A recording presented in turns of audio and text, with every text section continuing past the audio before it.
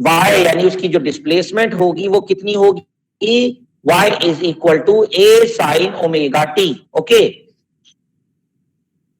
And v कितना होगा, यानी वेलोसिटी कितनी होगी, a omega cos omega t, ये आप ऐसे शो करेंगे dy by dt,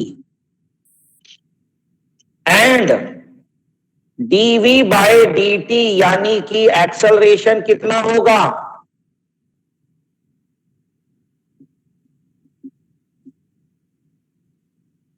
sir minus भी तो आएगा। हाँ जरूर आएगा, minus omega square y, minus omega square y. लगा दिया बेटा, मैंने लगा दिया, ठीक है। Minus a omega square sine omega t या फिर ओमेगा स्क्वायर वाई माइनस का, ये तो मुझे याद होगा, कल खत्म करें, निकालने कल, है ना, इस तक कल ही निकालें। हाँ तो वो मैंने बस दोबारा लिख देने हैं, क्योंकि जब टॉपिक आप प्रॉपर वे में लिखते हैं तो प्रॉपर वे में आपको चीजें बतानी पड़ती हैं, ठीक है। तो हमने क्या कंसीडर किया, टोटल एनर्जी इन एसएचएम में एक बॉडी या एक particle which is executing in SHM of mass m, ठीक है, with angular frequency omega, constant angular frequency omega, a is the amplitude, तो at any instant of time पर उसका displacement मान लिया y is equal to a sin omega t, उसी instant के ऊपर जो वेलोसिटी होगी वो क्या होगी, a omega cos omega t, उस इंस्टेंट पर जो एक्सेलरेशन होगा वो होगा माइनस का a omega square sin omega t या फिर ओमेगा स्क्वायर y माइनस का, ओके। चलो अब यहां से मुझे एक्सेलरेशन से क्लियर होता है कि जो एक्सेलरेशन से, जो मैंने याद होगा कल भी बताया था कि एक्सेलरेशन यानी ओमेगा तो कांस्टेंट है, तो acceleration directly proportional to the displacement हो गया, इन ऑपोजिट डायरेक्शन होगी, यस सर, है ना। तो इसका मतलब a is directly proportional to the displacement in opposite direction, negative sign जो इंडिकेट कर रहा है वो ऑपोजिट डायरेक्शन को इंडिकेट कर रहा है, बोलो क्लियर है, yes sir, yes Okay. Sir. तो हियर द रीस्टोरिंग फोर्स, तो यहां पर जो रीस्टोरिंग फोर्स डेवलप होगी वो कितनी होगी मेरे बच्चों,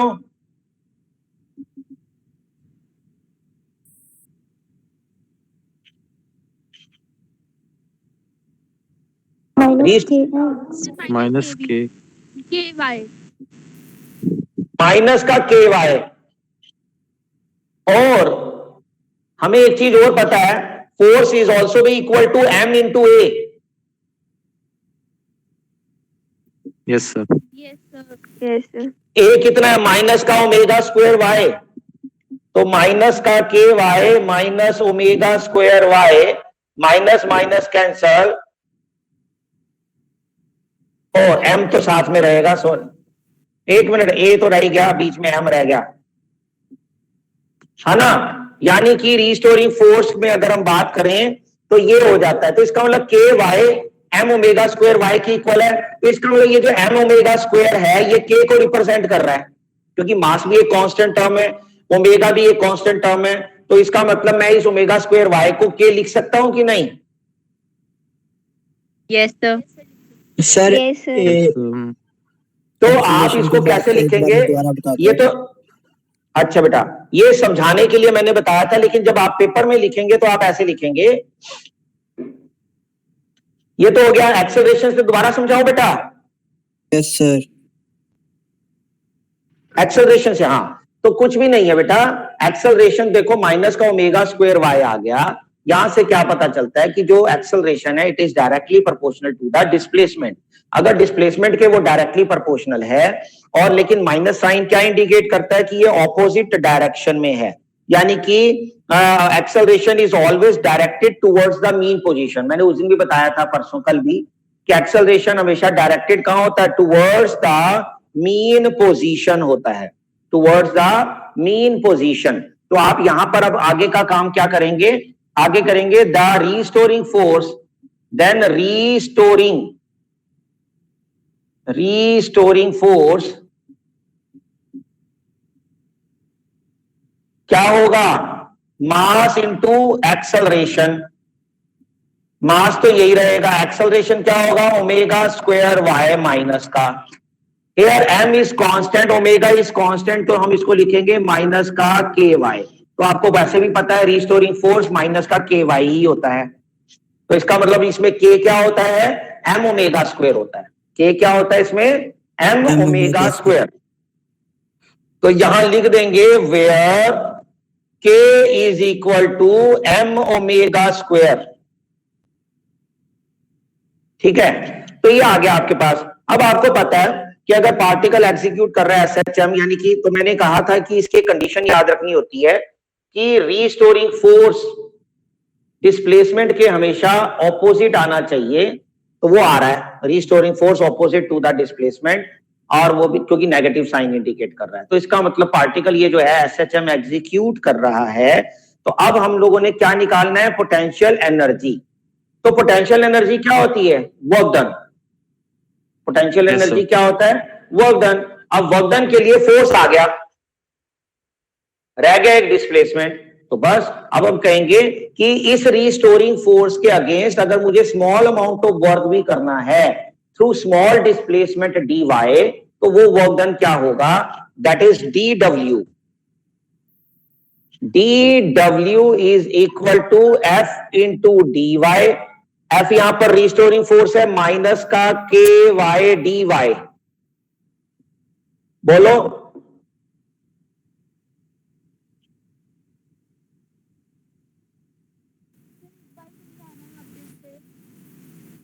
सर ये वाई का केस समझ नहीं आया सर। दोबारा से देखो, मैं रब करके दोबारा समझाता हूं। ऐसा करो, पहले यहां तक उतार लिया सर सबने। वाई तो सर उसने ए साइन ओमेगा टी कवर किया ना सर, तो आपने डी वाई कैसे लिया सर? अरे रुक तो जा, पहले ये समझ आ गया बेटा, यहां तक हो गया?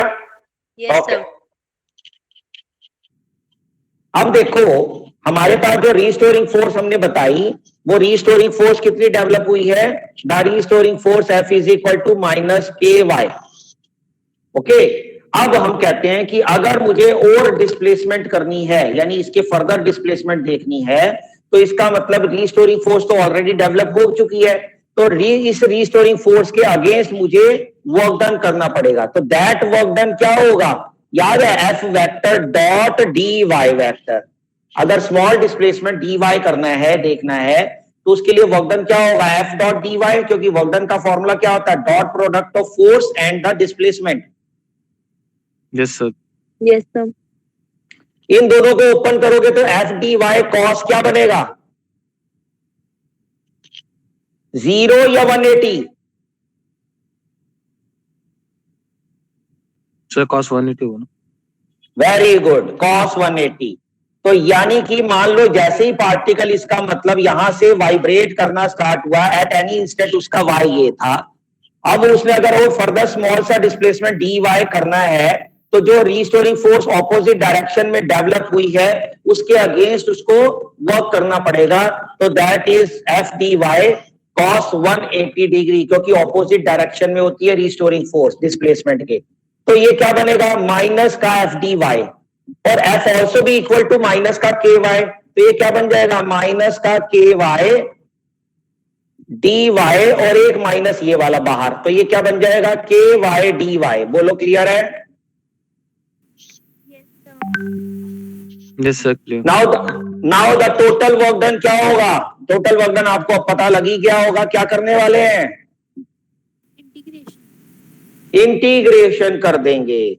तो इसका इंटीग्रेशन कर देंगे कहां से कहां तक, 0 से लेकर y तक। तो ये क्या बन जाएगा, हाफ के Y square, and this work done is stored as a potential energy in particle which is executing SHM.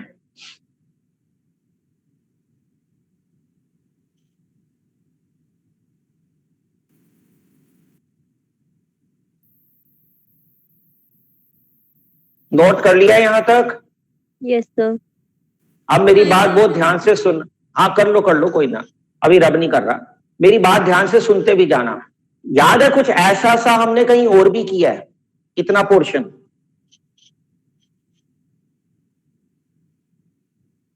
कहां करा है,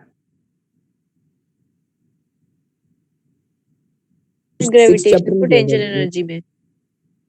हाँ, वर्क पावर एनर्जी में किस चीज में किया था? Potential energy due to spring.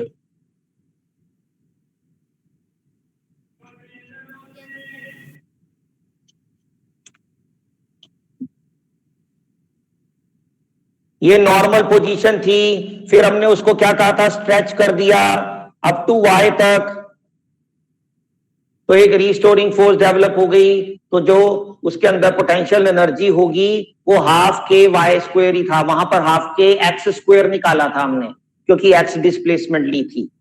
वहां हाफ के एक्स स्क्वायर निकलता है, यहाँ हाफ के वाई स्क्वायर निकाला, क्योंकि ये वर्टिकल दे रहे हैं हम लोग, और कोई फर्क नहीं है। तो इसका मतलब देखो आ गया ना, वही ऑसिलेटिंग की बात कर रहे हैं। तो वहां पर भी हम लोगों ने स्प्रिंग का एग्जांपल लिया था, स्प्रिंग आपको पता ऑसिलेटरी मोशन अकर करता है, तो वही चीज यहाँ पर सेम आई है। तो अगर आपको वो टॉपिक अच्छे से क्लियर है तो ये वाली डेरिवेशन में कोई दिक्कत नहीं आती, ठीक है ना। तो क्या किया, ध्यान से सुन लेंगे अब यहां तक, क्योंकि हमारा एक पोर्शन खत्म हो गया। एक बार फिर से सुन लो, हमने एक पार्टिकल लिया, कंसीडर किया, जिसका मास m, जिसका एंगुलर फ्रीक्वेंसी ओमेगा कांस्टेंट।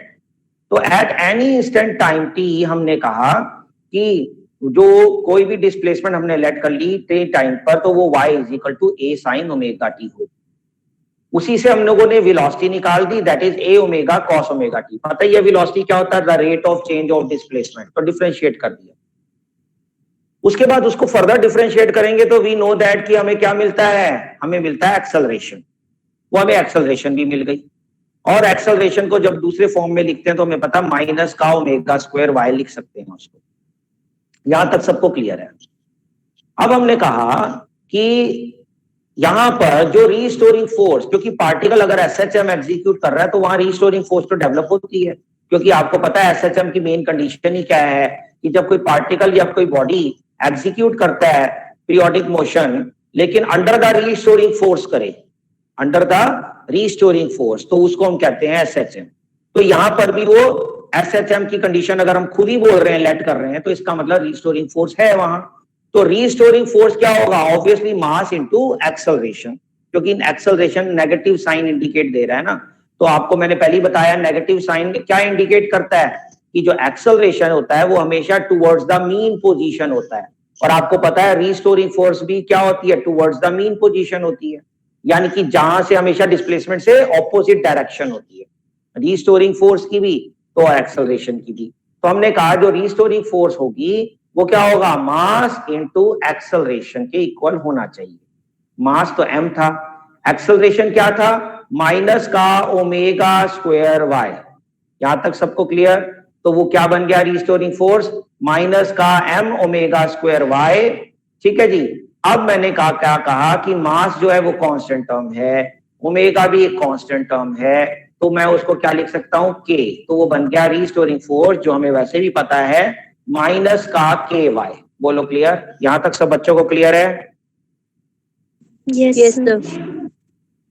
अब हमने क्या करा, अब हमने वर्क डन निकालना था, क्योंकि मुझे एक्चुअली फाइंड करना है पोटेंशियल एनर्जी, और वो आपको पता है वर्क डन से निकलता है, क्योंकि वर्क डन ही पोटेंशियल एनर्जी होती है। तो हमने कहा कि अगर मुझे फर्दर स्मॉल डिस्प्लेसमेंट करना है तो ये जितनी रीस्टोरिंग फोर्स यहाँ डेवलप हुई है इसके अगेंस्ट वर्क करना पड़ेगा।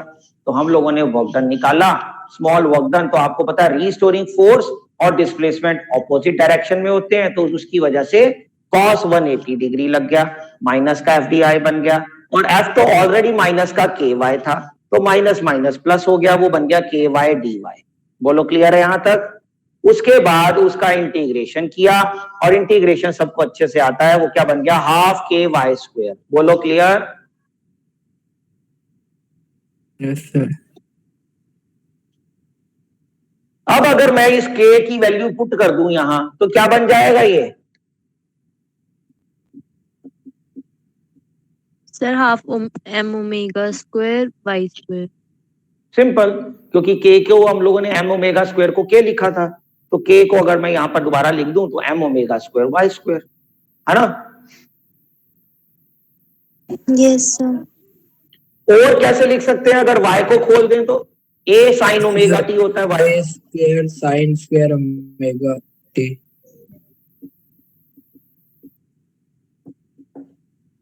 ठीक है, तो ये 3 तरह के फॉर्मूले बन गए आपके पोटेंशियल एनर्जी। बोलो क्लियर है यहां तक? Yes sir. ओके, इसको इक्वेशन नंबर 1 करके छोड़ दो, क्योंकि अब हम लोगों ने काइनेटिक एनर्जी फाइंड करनी है। तो नेक्स्ट है, इसके अंदर सब हेडिंग डालेंगे काइनेटिक एनर्जी। इसको रब कर दूं ऊपर वाले से।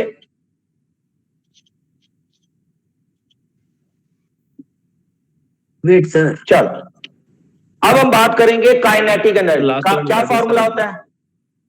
क्या होता है काइनेटिक एनर्जी का formula? Half mv square. Sir half mv mv². Now the kinetic energy for particle which is executing SHM is equal to half mv². v की वैल्यू अभी निकाली, a omega cos omega t।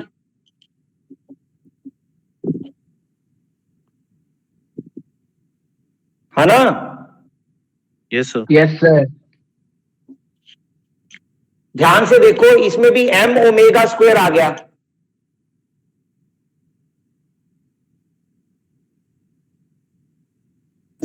Yes sir. Sir के लिख देंगे उसकी जगह। तो इसकी जगह के लिख देंगे। जल्दी जल्दी रिस्पॉन्स दिया करो। K a square cos square omega t, यही बनेगा। Half k a square cos square omega t. Okay, अब कॉस स्क्वायर ओमेगा टी को चेंज कर देंगे 1 minus sine square omega t में। लिख सकते हैं? Yes, sir. Yes sir.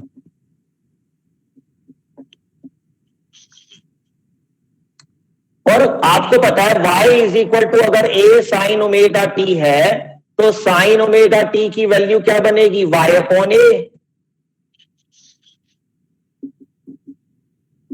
La La La.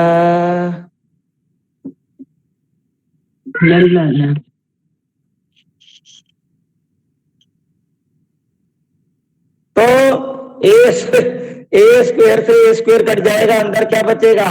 Half k a square minus का y square.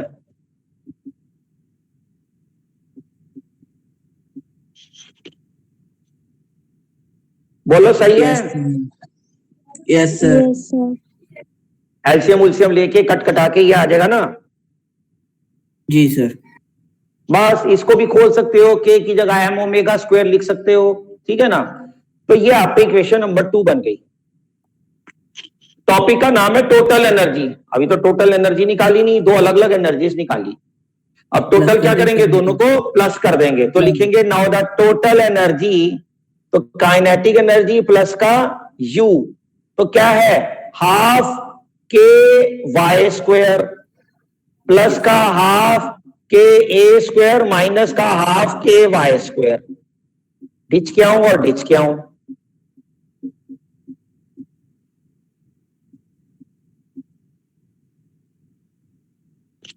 Half k a square निकल आया, देखो। Yes sir. है ना? मैंने इसको खोल दिया, मैंने इसको खोल के लिख दिया इकट्ठा। Okay sir.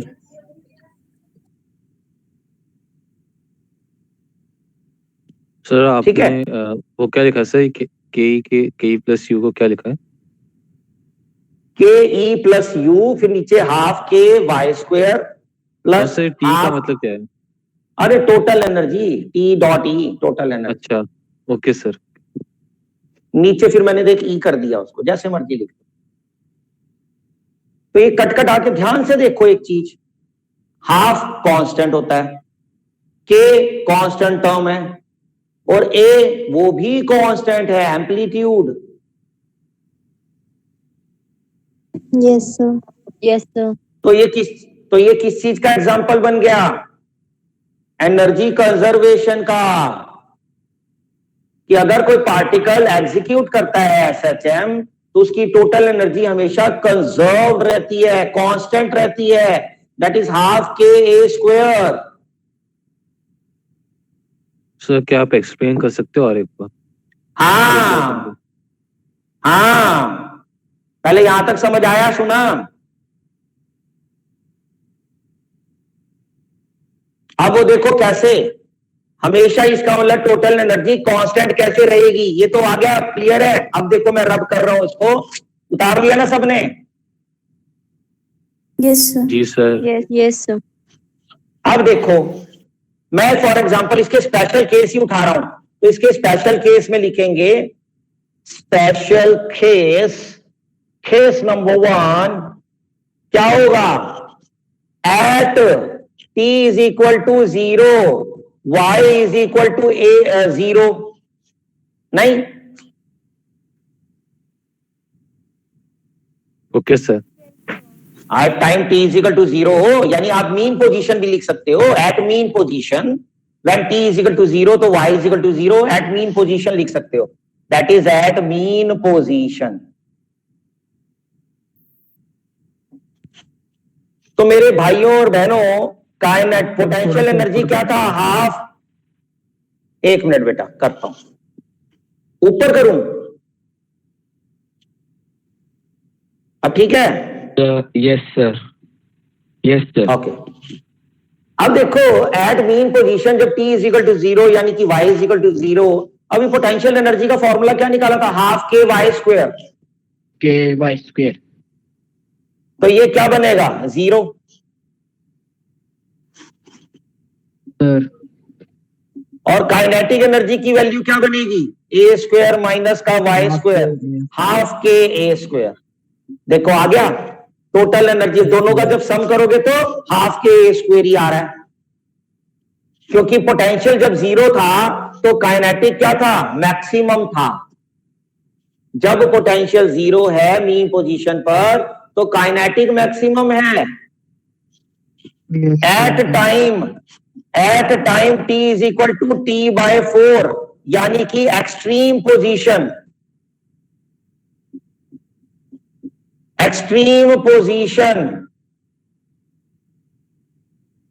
y is equal to क्या हो जाएगा, एम्पलीट्यूड बन जाता है a, तो ये क्या हो जाएगा, u की वैल्यू क्या बन जाएगी, हाफ के ए स्क्वायर, लेकिन काइनेटिक एनर्जी क्या बन जाएगी इस बार 0।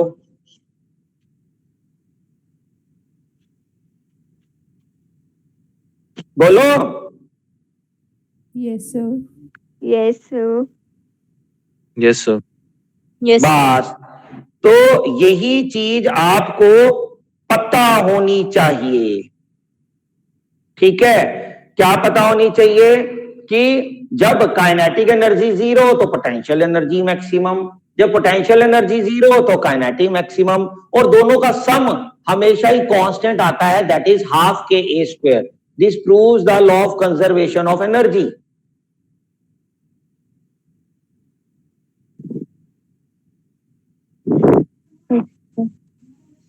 बोलो क्लियर है? Yes, sir. अब ध्यान से इसका अगर मैं ग्राफ ड्रॉ करूं, आधा ग्राफ, तो at time t is equal to 0 पे काइनेटिक एनर्जी क्या थी, 0, sir. Maximum, Yes, sir. Maximum. Maximum sir. है ना, और पोटेंशियल एनर्जी क्या थी 0, तो पोटेंशियल, पहले पोटेंशियल ले लो, चलो पोटेंशियल एनर्जी क्या थी 0, मेन पोजीशन से स्टार्ट हुई सर।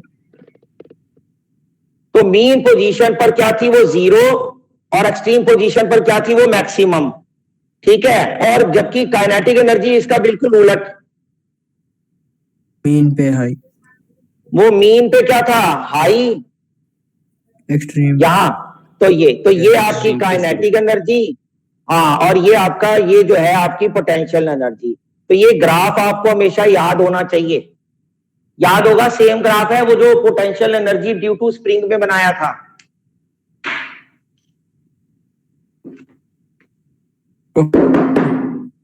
सेम है, सेम।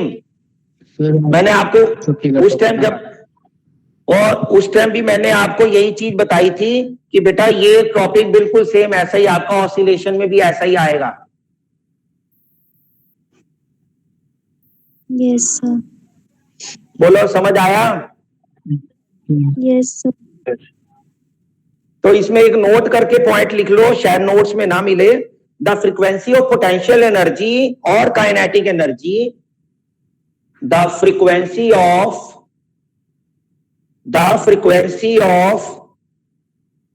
पोटेंशियल एनर्जी और kinetic energy is double than that of SHM.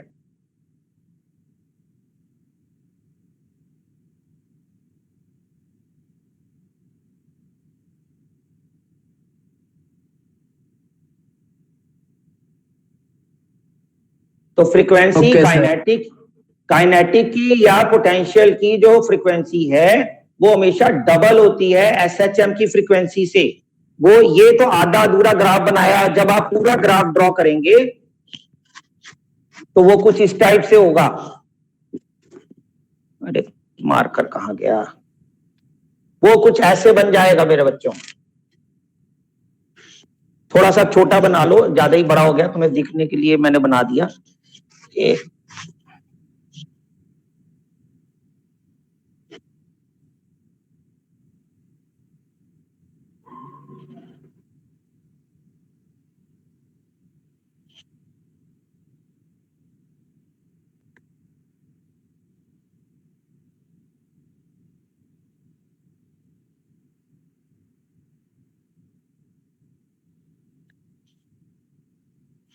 ठीक है। तो ये आपका पोटेंशियल एनर्जी और ये आपकी काइनेटिक एनर्जी।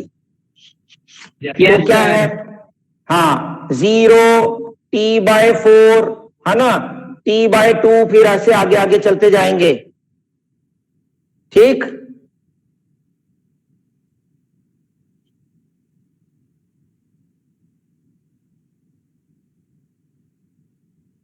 लिख दूं या उतारना है तो उतार लो। 3T/4 एंड T, इनको डॉटेड, एक को डॉटेड बना देना और एक को